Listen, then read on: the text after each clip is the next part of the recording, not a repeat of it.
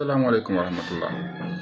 Je voudrais apporter ma contribution sur l'affaire d'Ousmane Sonko qui a refusé la proposition du FMI, n'est-ce pas, à propos de la dette, n'est-ce pas.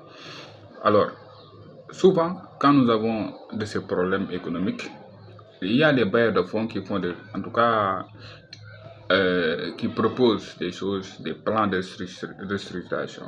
Au Sénégal, on a maintenant l'expérience de ça. On a vu autant de plans de restructuration depuis 1994 et ça ne nous a pas véritablement permis en tout cas, de nous en sortir. Ce qu'il y a avec ces choses, souvent, en tout cas, on nous propose de ces accords, de ces règles, surtout de concurrence, etc.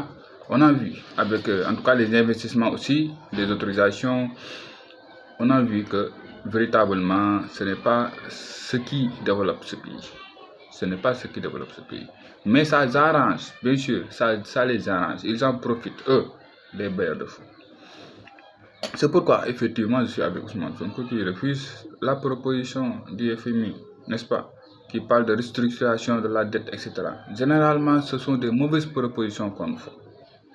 Ouais, on fait de mauvaises propositions. Donc, il faut véritablement aller chercher à rembourser cette dette, mais par nos propres moyens, en tout cas à partir de nos propres idées. Et c'est possible. Et c'est pourquoi je suis totalement en phase avec notre homme, en tout cas notre Ousmane Sonko, n'est-ce pas, sur la question.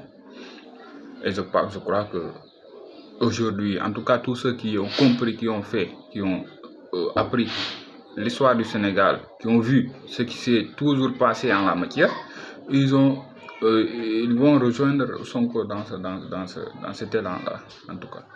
Parce que c'est clair, c'est clair. Ce ne sont pas ces alliés-là, ce ne sont pas des alliés, ce sont de faux alliés. Les aides, comme on l'a vu, et comme on l'a vu aussi dans le film Gelawar, qu'il a si bien dit, ce ne sont pas des aides en réalité. Ce ne sont pas des aides. Et quand on les accepte, imagine le cas de nos infrastructures routières. Jusque-là, on est en train de payer.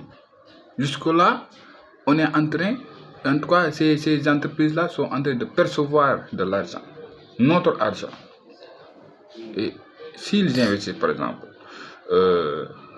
10 millions, celui qui investit 10 millions peut percevoir combien va-t-il percevoir après cet investissement-là?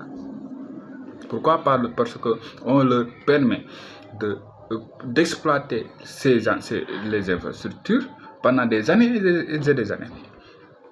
Donc, en tout cas, ce sont des procédures, ce sont des méthodes qu'il faut véritablement changer. En tout cas, on ne doit plus accepter ce genre de méthodes-là. Là, quand même, on est d'accord avec Ousmane Sonko. Il faut véritablement qu'on aille avec nos propres idées. Et c'est tout ce qu'il nous faut.